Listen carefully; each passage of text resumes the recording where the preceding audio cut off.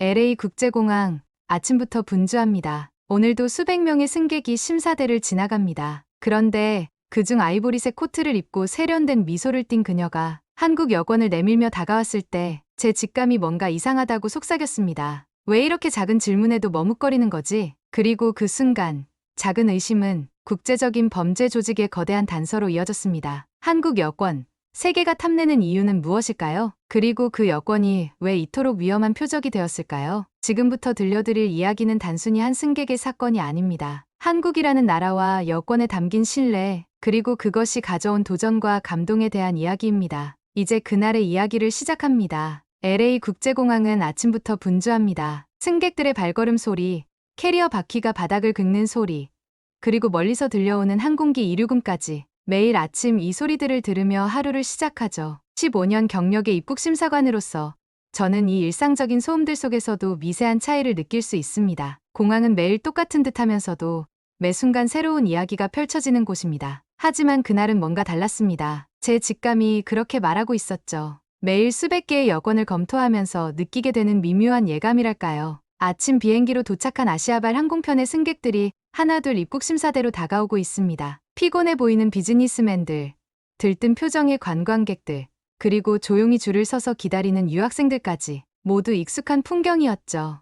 그때였습니다. 세련된 아이보리색 코트를 입은 한 젊은 여성이 제 심사대로 다가왔습니다. 완벽한 메이크업, 샤넬 클래식백, 자신감 넘치는 걸음걸이. 얼핏 보기에는 평범한 한국인 여행객 같았습니다. 하지만 15년의 경험이 제게 말해주고 있었죠. 때로는 너무 완벽한 것이 오히려 의심스러울 수 있다는 것을. 여성의 손가락이 여권을 건네는 순간 미세하게 떨리는 것이 보였습니다. 안녕하세요. 자신감 넘치는 미소와 함께 한국어로 인사했지만 제 귀에는 그 말끝에 어색한 억양이 잡혔습니다. 여권을 받아들며 UV 램프 아래로 가져갔죠. 한국에서 오셨나요? 영어로 물었습니다. 순간 승객의 눈동자가 흔들렸고 무의식적으로 입술을 깨물었죠. 네, 맞아요. 한국어로 대답했지만 그 억양에는 뭔가 어색함이 묻어 있었습니다. 마치 한국어를 배운 지 얼마 되지 않은 사람처럼 말이죠. 자연스럽게 대화를 이어갔습니다. 설날에 주로 먹는 음식이 뭐죠? 승객은 잠시 머뭇거렸습니다. 손가락으로 가방끈을 무의식적으로 만지작거리며 대답을 고르는 듯했죠. 중국 만두요. 답하는 순간 승객의 목소리가 한 톤 낮아졌습니다. 그 순간 제 의심은 더욱 커졌습니다. 한국인이라면 누구나 알 법한 설날 음식,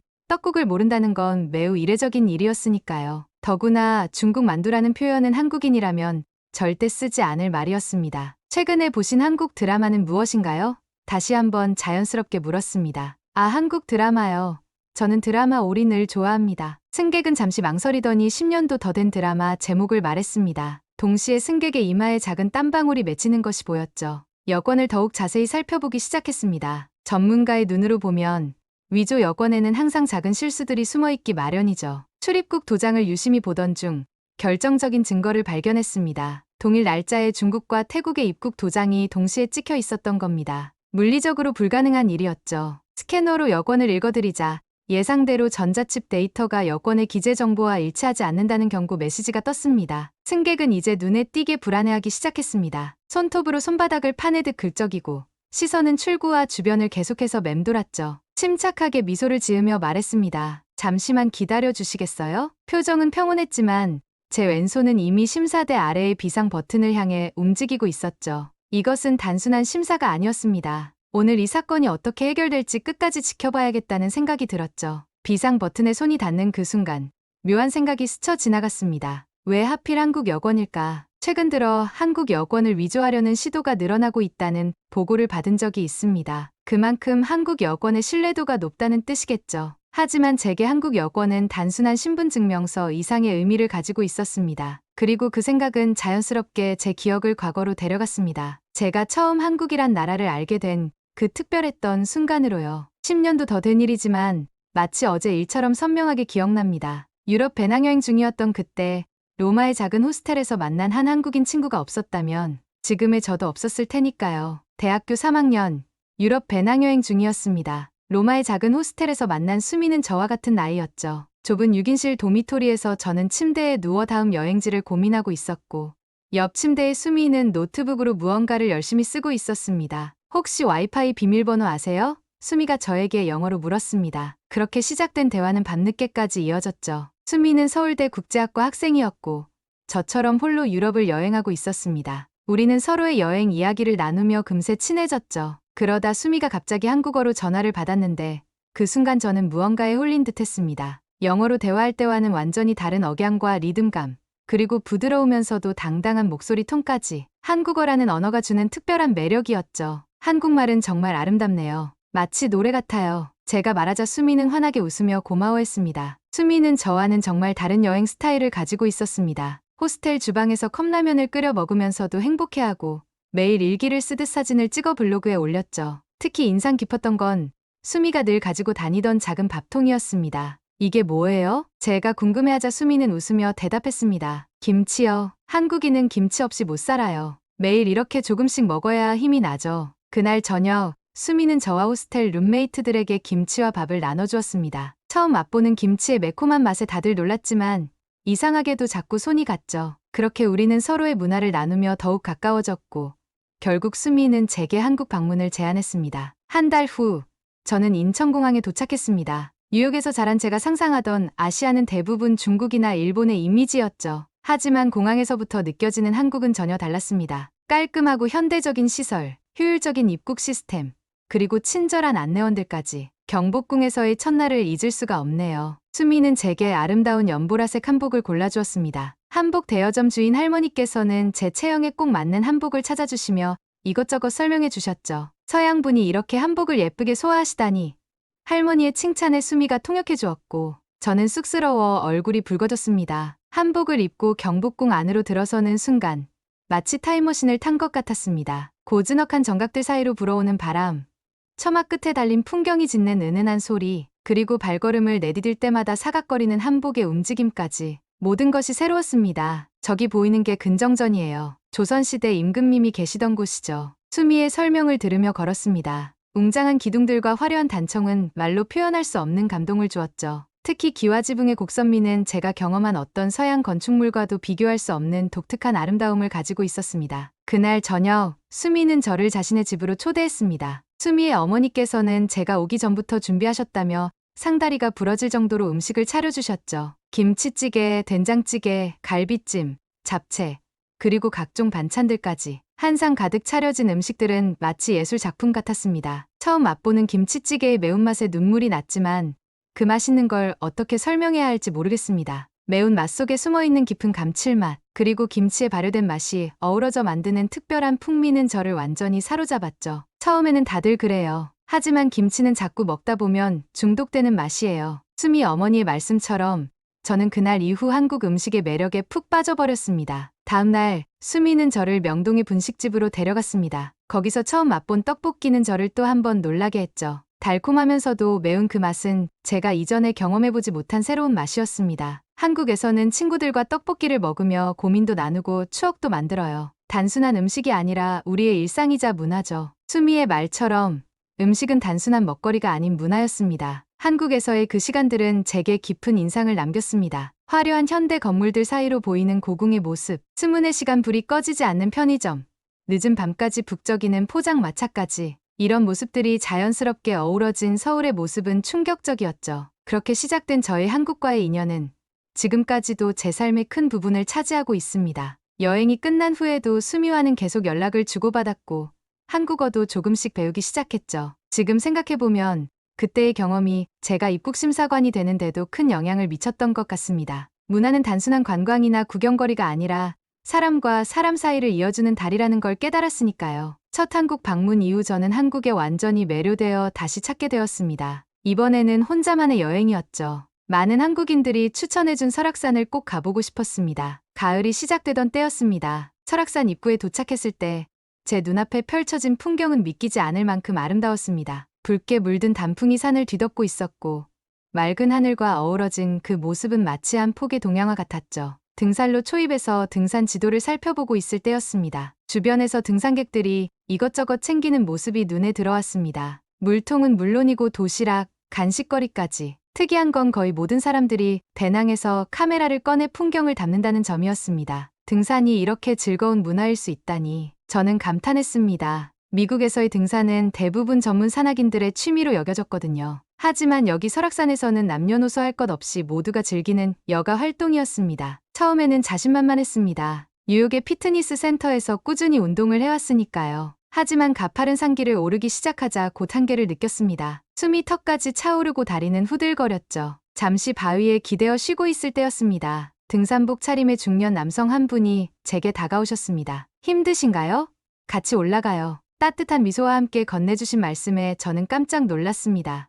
네, 감사합니다. 서툰 한국어로 대답하자 더욱 환한 미소를 지으셨죠. 외국에서 오셨나 봐요. 설악산이 우리나라에서 제일 아름다운 산 중 하나예요. 정상에서 보는 경치는 정말 장관입니다. 그렇게 시작된 동행은 정상까지 이어졌습니다. 박상철 씨라고 자신을 소개하신 그분은 30년 넘게 설악산을 다니셨다고 합니다. 중간중간 쉬어가며 산의 역사와 설화들을 들려주셨죠. 저기 보이는 봉우리가 울산바위예요. 신라 시대부터 이어져 온 이야기가 많죠. 박상철 씨의 설명을 들으며 오르다 보니 어느새 힘든 줄도 모르게 됐습니다. 정상 근처에 도착했을 때 박상철 씨는 배낭에서 뻥튀기와 컵라면을 꺼내셨습니다. 산에서 먹는 라면이 제일 맛있어요. 이건 우리나라 등산 문화죠. 따뜻한 컵라면에 국물이 목구멍을 타고 내려가는 순간 저는 이해했습니다. 왜 한국 사람들이 이토록 등산을 사랑하는지. 이건 단순한 운동이 아닙니다. 함께 정상을 오르며 서로를 격려하고 음식을 나누며 정을 나누는 특별한 문화였죠. 박상철 씨는 뻥튀기를 라면에 넣어 드시며 말씀하셨습니다. 이렇게 먹어보세요. 바삭한 맛이 별미예요. 그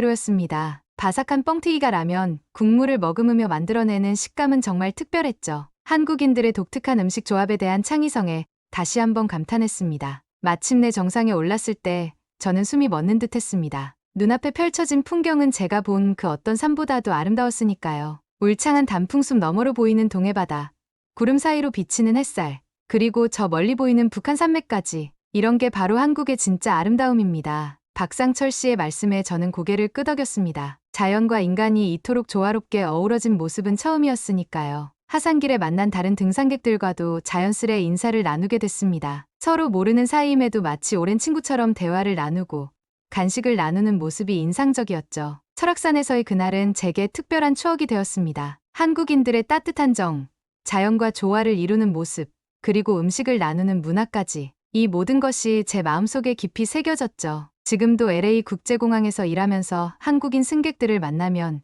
그날의 기억이 떠오릅니다. 등산복 차림의 관광객들을 보면 절로 미소가 지어지곤 하죠. 그들의 배낭 속에는 아마도 컵라면과 뻥튀기가 들어있을 테니까요. 서울역에 도착했을 때 저는 잠시 멈춰 서서 역사 내부를 둘러보았습니다. 현대적인 디자인의 천장과 깔끔하게 정리된 안내 시스템이 눈에 들어왔죠. 미국의 어떤 기차역과도 다른 분위기였습니다. 서울에서 부산까지 2시간 반이면 도착합니다. 매표소 직원의 말씀에 저는 처음에 잘못 들은 줄 알았습니다. 비행기도 아닌 기차가 그 거리를 그렇게 빨리 간다니요. 뉴욕에서 워싱턴 DC까지 비슷한 거리인데 암트랙으로는 4시간이 넘게 걸리는데 말입니다. KTX 처음 탑승했을 때의 놀라움은 아직도 생생합니다. 넓은 좌석, 깨끗한 실내, 그리고 승무원들의 단정한 유니폼까지 마치 비행기에 탑승한 것 같은 느낌이었죠. 속도가 300km를 넘었습니다. 전광판에 표시된 속도를 보고 깜짝 놀랐습니다. 하지만 더 놀라운 건 그 엄청난 속도가 전혀 느껴지지 않는다는 점이었죠. 커피를 마셔도 흔들림 없이 안정적이었습니다. 제 옆자리에는 한 가족이 앉아 있었습니다. 부모님과 초등학생으로 보이는 남매였죠.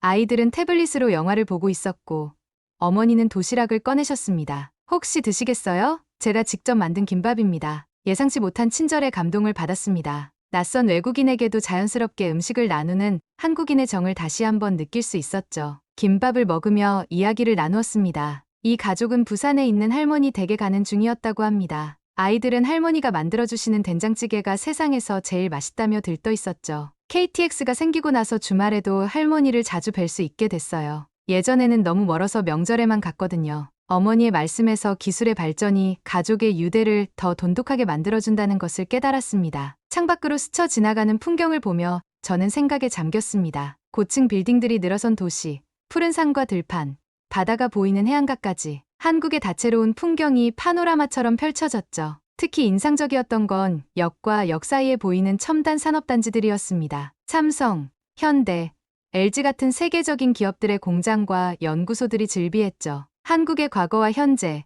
그리고 미래가 철로를 따라 공존하고 있었습니다. 열차 내 서비스도 놀라웠습니다. 승무원들은 정기적으로 객실을 순회하며 쓰레기를 수거하고 승객들의 요구사항을 체크했죠. 심지어 좌석 앞에 달린 모니터로는 실시간으로 열차 위치와 날씨 정보까지 확인할 수 있었습니다. 이런 게 바로 한국의 저력이구나. 저는 생각했습니다. 빠른 속도, 정확한 시간 관리, 세심한 서비스가 완벽하게 조화를 이루고 있었으니까요. 부산역에 도착했을 때는 마치 순간이동을 한 것 같았습니다. 2시간 30분이 믿기지 않을 만큼 빨리 지나갔죠. 뉴욕의 지하철이나 암트랙과는 비교할 수 없는 경험이었습니다. 하차하는 승객들의 표정에서 이런 최첨단 교통수단이 한국인들의 일상이 되었다는 걸 느낄 수 있었습니다. 그들에게 KTX는 더 이상 특별한 것이 아닌 평범한 일상의 일부였던 거죠. 우리나라가 자랑스러워요. 옆자리 아버님의 말씀이 귓가에 맴돕니다. 그 말씀처럼 KTX 단순한 교통수단이 아닌 한국의 기술력과 미래를 보여주는 상징이었습니다. 빠른 속도만큼이나 빠르게 발전하는 대한민국의 저력을 직접 체험한 소중한 시간이었죠.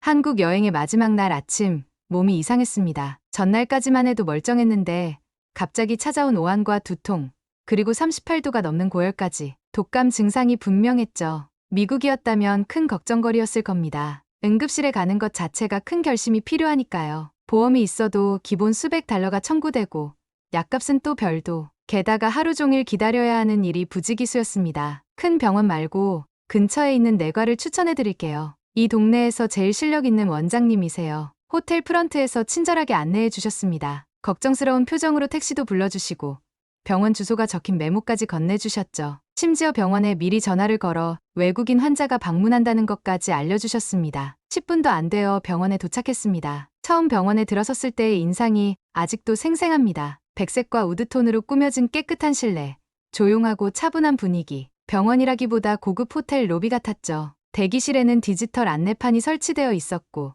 실시간으로 진료 순서가 업데이트되고 있었습니다. 여권 보여주시고 이 태블릿으로 증상만 체크해주세요. 접수 창구에서 친절한 간호사가 영어로 안내해 주었습니다. 태블릿으로 증상을 체크하는 시스템이 인상적이었죠. 미국에서는 아직도 종이로 된 차트를 수없이 작성해야 하는데 말입니다. 더 놀라운 건 대기 시간이었습니다. 접수를 마치고 자리에 앉아 시계를 보는데 채 5분도 되지 않아 제 이름이 호명되었죠. 처음에는 제가 잘못 들은 줄 알았습니다. 미국에서는 응급실은 물론이고 일반 병원에서도 최소 12시간은 기본으로 기다려야 하니까요. 진료실은 또 다른 차원이었습니다. 최신식 의료 장비들이 가지런히 놓여 있었고 벽면의 대형 모니터에는 디지털 차트가 표시되어 있었죠. 의사 선생님께서는 완벽한 영어로 저를 맞이하셨습니다. 증상을 자세히 말씀해 주시겠어요? 꼼꼼한 문진이 시작되었습니다. 단순히 현재 증상뿐만 아니라 평소 병력과 알레르기 여부까지 세세하게 확인하셨죠. 청진기 검사에 이어 신속하게 독감 검사까지 진행되었습니다. A형 독감이네요. 걱정하지 마세요. 적절한 치료만 받으면 금방 나으실 거예요. 의사 선생님의 설명은 명확하고 이해하기 쉬웠습니다. 독감의 종류와 진행 과정, 예상되는 증상 변화까지 자세히 설명해 주셨죠. 특히 인상적이었던 건 제가 곧 비행기를 타야 한다는 것을 고려해 치료 계획을 세워주신 점이었습니다. 비행기 타시기 전에 열이 내려가야 하니 오늘은 푹 쉬셔야 합니다. 항바이러스제와 해열제를 처방해 드릴게요. 수분 보충도 매우 중요합니다. 이 처방전에 적힌 대로만 복용하시면 내일은 많이 좋아지실 거예요. 처방전을 들고 병원 바로 옆 약국으로 갔습니다. 약국 역시 현대적이고 깔끔했죠. 로봇이 자동으로 약을 찾아오는 시스템을 보고 또 한 번 놀랐습니다. 약사님은 약의 종류와 복용법을 자세히 설명해 주셨고 심지어 영어로 된 복용법 메모까지 준비해 주셨습니다. 그리고 마지막 순간, 가장 걱정되는 순간이 왔습니다. 바로 비용 정산이었죠. 첨단 장비를 사용한 진료와 브랜드 약품이 포함된 처방전을 보면서 속으로는 큰맘을 먹고 있었습니다. 전체 비용은 5만 원입니다. 순간 제가 잘못 들은 줄 알았습니다. 다시 한번 물어봤죠. 하지만 정말 5만 원이 맞았습니다. 진료비와 약값을 모두 합해서 50달러도 안 된다니, 게다가 카드 결제도 가능하다니, 이건 정말 믿기 힘든 경험이었습니다. 호텔로 돌아와 침대에 누워있는데 자꾸만 이런 생각이 들었습니다. 한국의 의료 시스템이야말로 진정한 선진국의 모습이 아닐까? 효율적인 시스템, 친절한 의료진, 최첨단 장비, 그리고 합리적인 비용까지 모든 것이 완벽하게 갖춰져 있었으니까요. 다음 날 아침, 열은 거의 내려가 있었습니다. 체크아웃할 때 호텔 직원이 걱정스럽게 물었습니다. 많이 좋아지셨나요? 비행기 타시기 전에 한 번 더 체온 체크해드릴까요? 이런 작은 배려에서도 한국의 서비스 정신이 느껴졌습니다. 지금도 LA 국제공항에서 일하면서 한국행 비행기를 타는 승객들을 볼 때면 그때의 경험이 떠오릅니다. 세계 최고 수준의 의료 시스템을 가진 나라. 이것이 바로 제가 경험한 대한민국입니다. LA 국제공항으로 돌아와 지금 이 순간 제 심사대 앞에 승객을 주의 깊게 살펴봅니다. 완벽한 메이크업과 명품 가방, 세련된 아이보리색 코트는 여전히 눈부시게 빛나지만 이제는 그 완벽한 겉모습 사이로 불안함이 새어나오고 있었습니다. 손톱으로 손바닥을 파내듯 긁적이는 모습, 출구와 주변을 향해 끊임없이 움직이는 눈동자, 그리고 미세하게 떨리는 다리까지 그동안 제가 경험한 한국의 모든 기억들이 이 순간 더욱 선명하게 다가왔습니다. 설악산에서 만난 등산객의 따뜻한 미소, 경복궁에서 입어본 한복의 고운 빛깔, KTX의 놀라운 기술력, 그리고 세계 최고 수준의 의료 시스템까지 이 모든 경험이 제게 확신을 주었습니다. 한국이라는 나라가 이토록 신뢰받는 이유를, 그리고 왜 이 여권이 위조의 대상이 되었는지를. 비상 버튼을 누르고 특수보안팀을 기다리는 그 짧은 순간 승객의 불안한 움직임이 더욱 커져갔습니다. 아마도 자신의 정체가 곧 드러날 것을 직감했던 모양입니다. 특수보안팀이 조용히 도착했고 승객은 별도 조사실로 안내되었습니다. 조사 결과는 충격적이었습니다. 승객의 가방에서 여러 개의 위조 여권이 추가로 발견되었고 중국의 국제적인 위조 여권 조직과 연결되어 있다는 사실이 밝혀졌습니다. 특히 놀라웠던 건 이들이 한국 여권을 집중적으로 위조하고 있다는 점이었죠. 한국 여권의 위조가 급증하는 이유가 뭘까요? 동료가 물었을 때 저는 이렇게 대답했습니다. 그만큼 한국 여권의 신뢰도가 높다는 증거죠. 93개국을 무비자로 다닐 수 있는 파워풀한 여권이니까요. 실제로 조사해보니 더 놀라운 사실들이 나왔습니다. 페루와 파나마에서도 비슷한 위조 조직이 적발되었고 단순히 여권 위조뿐만 아니라 마약 밀반입까지 시도했다고 합니다. 한 장의 위조 여권이 수천만 원에 거래된다는 사실에 저는 또 한 번 놀랐습니다. 앨리슨, 이번에 당신이 아니었다면 이 조직을 놓칠 뻔했어요. 상관의 말에 저는 고개를 저었습니다. 아니에요. 제가 한국을 이해하고 있었기에 가능했던 거죠. 이 사건 이후 LA 국제공항의 입국심사 매뉴얼이 개정되었습니다. 문화적 이해를 바탕으로 한 심사 기법이 새롭게 추가된 거죠. 저는 동료들에게 한국 문화 교육도 진행했습니다. 설날 음식부터 최신 드라마까지 제가 경험한 한국의 모든 것을 나누었죠. 와, 이렇게 체계적인 문화네요. 전통과 현대가 조화롭게 공존하는 것도 인상적이고요. 동료들의 반응을 보며 저는 다시 한번 뿌듯함을 느꼈습니다. 특히 인상적인 건 위조 방지를 위한 한국의 기술력이었습니다. 전자여권에 적용된 최첨단 보안 기술, 위조가 불가능한 특수 잉크, 그리고 완벽한 디지털 데이터베이스까지. 이런 기술력이 한국 여권의 신뢰도를 더욱 높이는 이유였죠. 검거된 위조 조직의 한 조직원이 취조 과정에서 한 말이 아직도 기억에 남습니다. 우리가 한국 여권을 선택한 건 그만큼 가치가 높기 때문입니다. 전 세계가 인정하는 여권이니까요. 아이러니하게도 이런 고백이 한국의 위상을 다시 한번 확인시켜 주었습니다. 불과 반세기 만에 전쟁의 폐허에서 선진국으로 도약한 나라. 그 여권이 이제는 전 세계가 탐내는 대상이 된 것이죠. 지금도 매일 수많은 한국인 승객들을 만납니다. KTX를 타고 전국을 누비며 찍은 사진들을 보여주는 관광객들, 미국 대학에 입학한 자녀를 마중 나온 부모님들, 첨단 기술 기업의 출장을 마치고 돌아가는 비즈니스맨들까지 그들의 여권을 볼 때마다 저는 생각합니다. 이 작은 책자 하나에 한 나라의 모든 것이 담겨 있다고. 놀라운 경제 성장과 문화적 자부심, 세계를 향한 당당한 발걸음까지. 한국 여권은 단순한 신분증 명서가 아닌 대한민국이라는 나라의 위상과 자부심을 보여주는 상징이 된 것입니다. 여러분, 제가 만난 한국은 감동 그 자체였습니다. 세계 어디에도 없는 독특한 매력을 가진 나라죠. 전통과 현대의 조화, 정과 예의를 중시하는 문화, 그리고 끊임없는 도전 정신까지. 이런 모든 것들이 오늘날 한국을 세계가 주목하는 나라로 만든 것 같습니다. 이제 저는 매일 아침 출근길에 작은 기대를 품습니다. 오늘은 또 어떤 한국인 승객을 만나게 될까?